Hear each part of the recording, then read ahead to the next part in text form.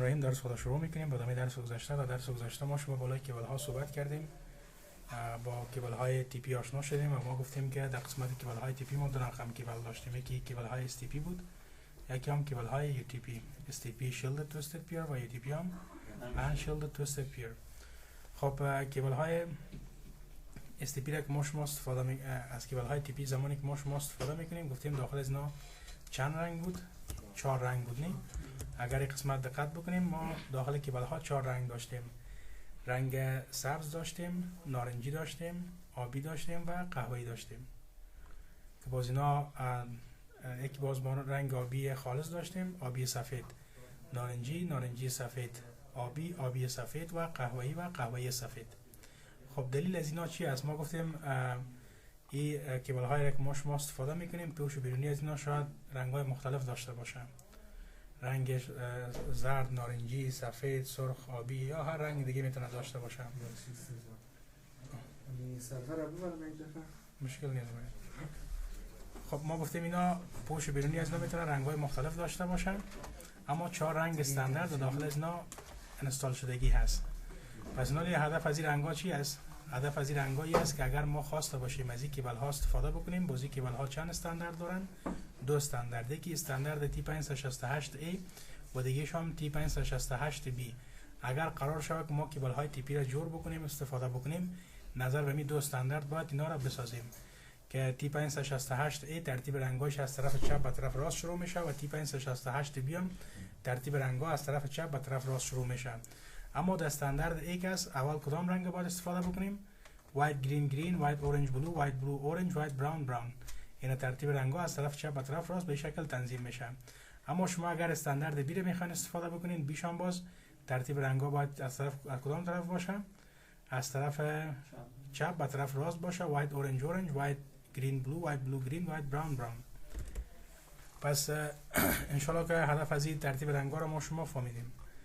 میم به طرف کنکتورهای از اینا گفتیم کنکتورهای را که همراه کیبل های تی پی استفاده میکنیم کنکتورهای چی است؟ RJ45 یا RJ45 که ما شما می کنکتورهای را که دسته از کیبل های تی پی اگر ببینیم اینا رو به نام چی یاد میکنن؟ به نام RJ45 یا Registered Jack 45 یا RJ45 برشان میگن که اینا باز 8 دانه پن دارن. کیبل های ما شما چند دانه لاین داشت؟ 8 لاین به 8 پن وصل میشه و ارتباطشان با کمتر یا با دیگر دیوایس ها برقرار میشه. اینا رو باز به نام 8P و 8C هم گفتیم یاد میکنیم. دیگه باز ما RJ11 داریم که RJ11 بیشتر در تلفن‌های PBX استفاده میشه، در سیستم مودم کیبل استفاده میشه که باز اینا از RJ45 که چی هستن؟ کوچکتر هستن. خب کیبل بعدی که ما شما در شبکه‌های کمتری سابق استفاده میکردیم ولی فعلا امروز استفاده نمیشه چی هست؟ کوکسل کیبل هم کیبل هایی است که فعلا در بخش تی وی و در بخش سی سی تی وی ما از این استفاده میکنیم، اما در بخش در کدام بخش؟ در بخش نتورک دیگه ما از این امروز استفاده نمیکنیم. و اینا چند دانه لاین دارن؟ یک کور یا هسته داره، یک پوش داره و یک ضرورق داره و یک کاپر مش هم داره که باز مقاومت از این کیبل ها را در مقابل EMI بالا میبره. اجازه نمیده که امواج الکترومغناطیسی بالا از این کیبل ها چی کنن؟ تاثیرگذار باشن. و اینا هم باز نظر به چی به اصطلاح کاتگوری بندی میشن؟ نظر به گرید یا RJ رادیو گرید یا RJ برش میگیم که ما شما باز کیبل های چی داریم؟ RJ58EU داریم که باز چی است؟ استراندد کور برش میگیم که کور یا هستهش بگه میبینین لاینک های بسیار نازکه مثلی است. دیگه باز RJ58U ایترنت سولید کور داریم که کور یا هسته از یک دانه کیبل مثلی است. دیگه باز RJ8 سولید کور داریم که باز هم کور یا هسته از یک دانه هست. و دیگه باز چی داریم؟ RJ9 ایترنت استراندد کور تی وی کیبل که باز هم کور یا هستهش دیگه استراندد هست، یعنی کور یا هستهش از چندین دانه لاین های کوچک مثلی ایجاد شدن مثل از واریز. خب میم به طرف کنکتورهای از اینا کدام نوع کنکتورها هم راځي کیبل ها استفاده میشه؟ این کنکتور چی هست؟ اف کنکتور هست که ما شما در پشت لمبی و در پشت ریسیور نصبش میکنیم. و دیگه باز ما تی کنکتور داریم و کنکتورهای بی ان سی داریم که باز کنکتورهای بی ان سی بیشتر در کامراهای امنیتی استفاده میشن. میم به طرف کیبل بعدی که ما در شبکه‌های کمتری امروز استفاده میکنیم کدام نوع کیبل هست؟ کیبل های فایبر هست. فعلا دیگه ما در شبکه‌های کمتری یکی از کیبل های فایبر استفاده میکنیم، یکی هم از کیبل های تی پی استفاده میکنیم. کیبل های فایبر را به خاطر وصل ساختن دیوایس ها استفاده میکنیم، به خاطر وصل ساختن یک کشور با دیگر کشور، یک شهر با دیگر شهر، یک ساختمان به دیگه ساختمان استفاده میشه. و اما باز کیبل های تیپیک است، به خاطر وصل ساختن کامپیوترها و دیوایس های مختلف ما میایم از این استفاده میکنیم. و کیبل های فایبر دیگه سرعت بسیار بالا هم دارن و اینا میتونن تا 100 کیلومتر کار بکنن و 100 جی بی هم چی دارن؟ سرعت دارن. اما کیبل های تیپی تا چند کیلومتر تا چند متر کار میکنن؟ تا 100 متر. اینا میتونن تا 100 کیلومتر برای ما شما کار بکنن. و اینا دیگه باز در مقابل اینترفرنس اینا مقاومتشان بالا هست. چرا؟ به خاطر که کور یا هسته کیبل های فایبر از چی ساخته شده؟ از شیشه و پلاستیک ساخته شده. سینگل مود اگر ما شما ببینیم کور یا هسته شیشه است و مولتی مود هم باز معمولا یک تعدادش کور یا هستهش از مواد پلاستیک ساخته شده. به اون خاطر سیگنال های مزاحم بالای از این کیبل ها تاثیرگذار نیست. اما کیبل های کاپر چی کوکسل می بود چی تی پی می بود بالا از اینا تا داخل امواج بیرونی تاثیرگذار بود، اما بالا از اینا دیگه قدر تاثیرگذار نیست. اینجا اگر ما شما ببینیم کیبل فایبر داریم که کور یا هسته از دیگه سیگنال به شکل نور چی میشه؟ انتقال پیدا میکنه. گرفتین مطلبش ان شاء الله؟ خب پس ایام چی است؟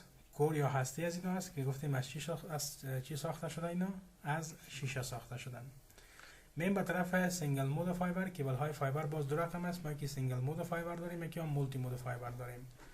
خب سینگل مود فایبر که است کور یا هسته از اینا چند مایکرون هست؟ 8 تا 10 مایکرون که به این اندازه است. و اینا سرعت چقدر سرعت دارن؟ 100 جی بی اینا سرعت دارن.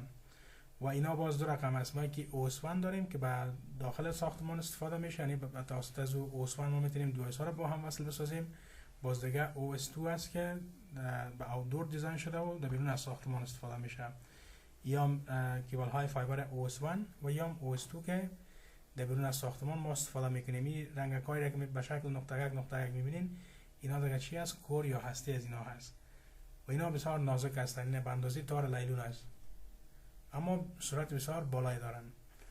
خب چرا کیبل های سینگل مود فایبر میتونن تا فاصله 100 کیلومتر کار بکنن؟ دلیلش این است که اینا میان از نور لیزر استفاده میکنن و سیگنال ها رو به شکل مستقیم از داخل کور یا هسته انتقال میدن. به اون خاطر سرعت از اینا دیگه نسبت به مولتی مود چی است؟ بالاتر است. این کیبل سینگل مود فایبر ما شماست، کور یا هستهش است که از طریق همین کور یا هسته سیگنال به شکل چی عبور میکنه؟ به شکل نور عبور میکنن. به این خاطر است که اینا میتونن تا فاصله 100 کیلومتر برای ما شما کار بکنن. اما مولتی مود فایبر که از چقدر کور داره؟ 62.5 تا 50 مایکرون کور یا هسته ازی است. کور یا هسته کیبل های مولتی مود فایبر که است کمی که دبلتر است و اینا تا فاصله 250 متر 2500 متر میبخشن، تا فاصله 2500 متر که 2.5 کیلومتر میشه کار میکنن. سینگل مود تا 100 کیلومتر کار میکرد، اینا تا 2.5 کیلومتر کار میکنن. دلیلش چی است؟ دلیلش این است که اینا باز سیگنال ها رو به شکل باونسینگ انتقال میدن. به اون خاطر باز اینا تا فاصله کمتر کار میکنن. کالی ما شما میریم میبینیم و اینا هم باز رقم است که شما در دور استفاده میکنیم. اینا کیبل های سینگل مودی است که ما میبخشیم مولتی مودی است که ما در داخل ساختمان استفاده میکنیم و مولتی مود باز OM1 دارن، OM1 در دور استفاده میشه و OM2 هم در آوتدور به خاطر وصل ساختن دو ساختمان یا دو جایی که مثلا دو شبکه‌ای که با هم چی باشن نزدیکتر باشن ما میایم از استفاده میکنیم. خب چرا مولتی مود فایبر سرعتش نسبت به سینگل مود سرعتش کمتر است؟ به خاطر که ما گفتیم اینا سیگنال ها رو به شکل چی انتقال میدن؟ به شکل باونسینگ. ببینید این کور یا هسته از ایناست و اینا سیگنال رو به این شکل از داخل خود عبور میدن. این باعث میشه که اینجا هم سرعت کاهش پیدا بکنه و هم بندویت پایین بیاد و هم فاصله چی شود؟ کمتر شود. اما سینگل مود که بود کور یا هستهش نازکتر بود، سیگنال به شکل مستقیم از داخل از عبور میکرد و اون باعث میشد که سرعتش هم زیاد باشه. اما از این کس چون حرکتش به شکل زیگزاگ هست این باعث میشه که هم سرعت کمتر شود و هم بندویت کمتری را انتقال بده. باز مولتی مود فایبر که از چی استفاده میکنه؟ بیشتر از نور LED استفاده میکنه. سینگل مود که از کدام نور استفاده میکنه؟ از نور لیزر. خب کنکتورهای را که همراه کیبل های فایبر ما شما استفاده میکنیم، ST کنکتور داریم یا استریت تپ، دیگه SC کنکتور داریم، LC کنکتور داریم و MTRG کنکتور داریم. اینا تمامشان کنکتورهای کیبل های فایبر است که ما امروز اینا رو داریم و از اینا استفاده میکنیم. مطلب گرفتین ان شاء الله؟ میم به طرف موضوع بعدی، میدیا کانورتر. میدیا کانورتر منظورش چی هست؟ میدیا کانورتر هم دیگه میگه دو میدیای مختلف با هم وصل میسازن. اگر ما شما یک طرف کیبل فایبر داشته باشیم، یک طرف هم کیبل تی پی، اینا رو مستقیم نمیتونیم با هم وصل بکنیم و ارتباط بدیم. اما اگر ما کانورتر داشته باشیم، از طریق کانورتر بسیار راحت میتونیم اینا رو با هم وصل بسازیم و کنکتیویتی از اینا رو برقرار بکنیم. خب اینجا ببینید یک طرف کیبل فایبر داریم، یک طرف هم کیبل تی پی، هر دوی از اینا با کانورتر وصل میکنیم. اینا سیگنال اگر به شکل الکتریکال سیگنال بیایم، مثلا سیگنال های برقی وقتی که از طریق کیبل تی پی میره به کانورتر، کانورتر رو سیگنال ها رو میگیره به کدام سیگنال ها تبدیل میکنه؟ و سیگنال های نور تبدیل میکنه و از طریق کیبل فایبر انتقالش میده به اون طرف. یا اگر سیگنال از طرف کیبل فایبر بیایم، مثلا سیگنال ها به شکل نور از طریق کیبل فایبر آمد به کانورتر، کانورتر رو چیکار میکنه؟ کانورتش میکنه به سیگنال های برقی و از طریق کیبل تی پی میره دیگه به اون طرف. پس ما کانورتر انشالله که شناختیم که میدیا کانورتر چی هست. دو میدیای مختلف با هم وصل میسازه، بسیار ساده. و ما باز اگر ببینیم کانورترهای مختلف داریم. ما که کانورترهای داریم که به شکل سینگل مود فایبر تو ایترنت است. یک طرفش چی است؟ پورت ایترنت وصل میشه و طرف دیگه شام باز چی است دیگه؟ میتونیم کیبل های فایبر وصل بکنیم. باز کانورتر دیگه داریم که یک طرفش پورت کوکسل وصل میشه، یعنی بی ان سی است و طرف دیگه شام باز ایترنت است. باز به شکل کیبل فایبر داریم که یک طرفش چی است؟ مولتی مود فایبر هست و طرف دیگه هم باز چی است؟ ایترنت هست. به این شکل اگر باز ببینیم فایبر تو کوآکس کیبل داریم، کیبل های فایبری داریم که باز یک طرفشان چی است؟ کوکسل هست، طرف دیگه شان چی است؟ بی ان سی. ببخشید بی ان سی گفتیم، یک طرفش بی ان سی است و طرف دیگه شان باز فایبر. دیگه باز ما کیبل های کانورتر دیگه داریم که سینگل مود فایبر تو مولتی مود فایبر. یعنی به نظرتون کدوم وقت نیاز میشه که ما بیم کانورتر استفاده بکنیم که هر طرفش فایبر باشه؟ بله دیگه. مثلا شما یک دونه دیوایس دارین که دیوایس شما صرف کیبل های سینگل مود فایبر سپورت میکنن. و شما میخواین که او را وصل بکنین به یک دیوایس دیگه، اما اون دیوایس صرف با چی را سپورت میکنه؟ مولتی مود سپورت میکنه. پس شما اینجا نیاز دارین که از کانورتر استفاده بکنین که سیگنال ها به شکل نور LED میه داخل از این کانورتر. بازی کانورتر سیگنال ها را میگیره به نور لیزر تبدیل میکنه و رامانش میکنه به طرف جانب مقابل. خب با این کانورتر ها ان شاء الله که ما شما آشنا شدیم. حالا میایم دیگه قسمت استفاده کانورتر ها رو برام دیگه قسمت گفتن. اینجا اگر ما شما ببینیم متوجه میشیم که چی هست. کانورتر های هست که ما میتونیم دیگه قسمت ها استفاده بکنیم. مثلا ما کامera های CCTV داریم و این کامera های CCTV را وصل کردیم با کجا؟ با فایبر سویچ. پس این قسمت کیبل تی پی اومده با کجا وصل شده؟ با کانورتر. باز از کانورتر یک کیبل فایبر گرفتیم بردیم با فایبر سویچ، از این کانورتر یک کیبل دیگه گرفتیم بردیم به این کانورتر دیگه و اینجا هم باز آمدیم کامera های CCTV را وصل کردیم به این کانورتر و اینجا مثلا یک کانورتر دیگه استفاده کردیم کیبل تی پی را وصل کردیم به این کانورتر، از این کانورتر یک کیبل فایبر گرفتیم وصل کردیم با فایبر سویچ. پس انشالله که یوزج از این ما شما کمکی برای ما واضح شد که اینا در کجا استفاده میشن بیشتر. میم به طرف موضوع بعدی Structured Cabling Standards. خب منظور از این موضوع چی هست؟ اگر ما شما به امو سیستم نتورکینگ شبکه های کمتری ببینیم، قبل از سال 1990 ما متاسفانه کدام ساختار منظم به خاطر کیبلینگ شبکه های کمتری نداشتیم. اگر مثلا شما می‌بینید که شبکه کمتری تون کیبلینگ می‌کردین، یک نفر می‌آمد به یک سیستم کیبلینگ می‌کرد، دیگه نفر می‌آمد به یک سیستم دیگه کیبلینگ می‌کرد. خلاصه هر کس به مو سیستم خود به مدل خود می‌آمد کیبلینگ شبکه‌های کمتری را انجام میداد. اما بعد از سال 1990 کمپانی EIA و کمپانی NSI این دو کمپانی آمدن گفتن ما می‌خوایم یک استاندارد برای شما معرفی بکنیم. اگر شما می‌خواین شبکه‌های کمتری تون کیبلینگ بکنین، پس به نظر به این استانداردهایی که ما برای شما پیشنهاد میکنیم یا ما برای شما معرفی میکنیم، نظر به این استانداردها شما بیاین شبکه‌های کمتریتون کیبلینگ بکنین. اما قبل از سال 1990 اگر ما شما میدیدیم در ساختار کیبلینگ شبکه‌های کمتری ما مشکل زیاد داشتیم. مثلا شما در یک سازمان میرفتین، اونجا قبل از شما کسی دیگه شبکه از نورا کیبلینگ کرده بود، کمترهایشان وصل ساخته بود. اینا اگر در اون شبکه یک مشکل پیش میشد برای شما بسیار جنجال بوده که شما بین از 0 تا 100 چیکار بکنین، همه چیز چک بکنین تا پیدا بکنین که این کیبل یک مثلا آمده پشت از کمتر وصل شده به کدام دیوایس وصل است یا به کدام سویچ وصل است، چون کدام ساختار منظم کدام ساختار درست نبود. و شما میمدین از دل خود یک کیبلینگ بدل خود انجام میدادین، باز همون برای شما چی میکرد؟ مشکل ایجاد میکرد. باز آمدن چیکار کردن؟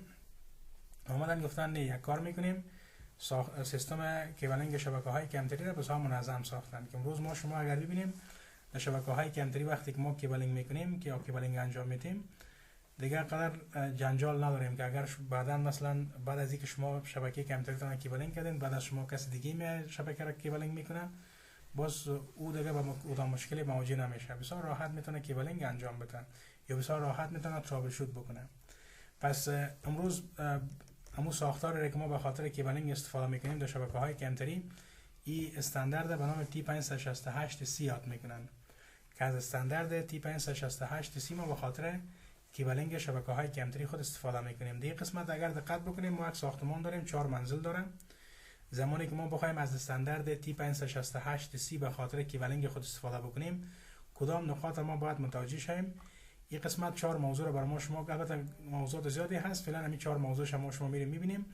میگه اگر شما میخواین عالی کمپانی EIA میبخشین کمپانی TIA و NSI اینا چی میگن؟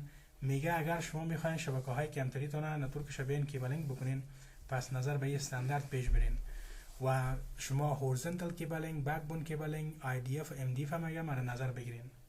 پس میریم میبینیم که اینا چی هست و منظور از MDF و IDF چی هست و منظور از هورزنتال و بکبون کیبلینگ چی هست. خب IDF دیگه خود MDF یا مین دیستریبیوشن فریم کدام قسمت هم میگیم؟ همین سرور روم ما شما میشه، درست است؟ چند منزل داریم ما؟ 4 منزل، 3 منزل نیم. اگر ما در هر منزل 10 دانه کمتر داشته باشیم و از هر منزل 10 دانه کیبل بریم به سرور روم، چند دانه میشه؟ مجموعاً 30 دانه کیبل میشنیم. و از این 30 دانه کیبلی که آمده به سرور روم مثلا به سویچ ها وصل شده، فرض کنین دیگه قسمت اینی کمترک چی کرد؟ اینی کمترک دیگه قسمت هست این مشکل پیدا کرد. یعنی شما اگر برین در سرور روم پیدا کنه میتونین که کیبلی که آمده مثلا از منزل 4 به سرور روم با کدام پورت وصل شده، با کدام دیوایس وصل شده، پیدا کردنش کمی که مشکل نیست برای ما شما. پیدا کردنش برای ما شما چی است؟ مشکل است نی؟ پس ما اینجا دیگه چیکار میکنیم؟ به خاطری که با این مشکل ما مواجه نشیم و کار ما شما ساده شوه، میم از هورزنتال کیبلینگ استفاده میکنیم. از چی استفاده میکنیم؟ از هورزنتال کیبلینگ و از IDF استفاده میکنیم، Intermediate Distribution Frame. ما میم در هر منزل یک دانه سویچ میمونیم، یعنی یک سویچ در این منزل ماندیم، یک سویچ هم در این منزل، یک دانه سویچ هم در این منزل. پس سویچ هایی که ما در هر منزل ماندیم اینا رو به نام چی یاد میکنن؟ به نام IDF یاد میکنن یا Intermediate Distribution Frame برش میگیم. گرفتین مطلبش ان شاء الله؟ و ما اینجا ما MDF داریم دیگه. MDF ما کجا هست دیگه؟ همون سرور روم ما شماست. حالا ما میگه شما بیاین وقتی که کیبلینگ هر ساختمان انجام میدین، کیبلینگتون به شکل چی باشه؟ هورزنتال کیبلینگ باید داشته باشین. هورزنتال کیبلینگ دیگه منظورش اینه که ما کیبل هایی را که در ساختمان مثلا در منزل 4 هستیم فعلا، هر قدر پی سی که در منزل 4 داریم اینا رو میایم به شکل هورزنتال کیبلینگ میکنیم و کیبل ها رو میاریم به کجا وصل میکنیم؟ به MDF وصل میکنیم، میبخشین به IDF که مو سویچ هایی که مثلا ما در هر منزل داریم. پس کیبل ها یک مثلا در این منزل هم بود، ما آوردیم که تمامش به کجا وصل کردیم؟ به این سویچ وصل کردیم. کیبل ها یک مثلا در اینجا بود، آوردیم به کجا وصل کردیم؟ به این سویچ وصل کردیم. مثلا ما 10 دانه کمتر اینجا داریم، 10 دانه کیبل آوردیم به سویچ منزل 4 وصل کردیم. 20 دانه کیبل کمتر اینجا داریم، 20 دانه کیبل آوردیم به کجا وصل کردیم؟ به سویچی که در منزل 3 است. مثلا 10 دانه کمتر در این منزل داریم، 10 دانه کیبل آوردیم به کجا وصل کردیم؟ به این سویچی که در منزل 2 است. درست است؟ خب پس ما هم چیکار کردیم در قسمت؟ هم هورزنتال کیبلینگ انجام دادیم که این کیبلینگی که در یک ساختمان میشه و میره به سویچ وصل میشه، او را ما به نام هورزنتال کیبلینگ یاد میکنیم. و در هر منزل ما چی داریم دیگه؟ یک دانه سویچ داریم که سویچ ها رو گفتیم به نام چی یاد میکنن؟ به نام IDF یاد میکنن. و دیگه ما MDF هم گفتیم چی است؟ سرور روم ما شماست. پس ما باید بریم چیکار بکنیم؟ بکبون کیبلینگ داشته باشیم. حالا فعلا دیگه این ساختمان ها این 3 منزل با هم ارتباط دارن که امترایشان؟ نه خیر دیگه نه. به خاطر چی؟ به خاطر که ما بکبون کیبلینگ انجام ندادیم. پس چیکار میکنیم؟ از منزل اول، از هر منزل، از منزل 4 یک کیبل میریم به کجا؟ به سرور روم. یک کیبل از منزل 2 آوردیم، از منزل 3 به سرور روم. یک دام از منزل 2 میاریم. در کل ما از 3 منزل چند کیبل آوردیم؟ 3 کیبل. خب اینلی باز همینی کمتر مشکل پیدا کرد.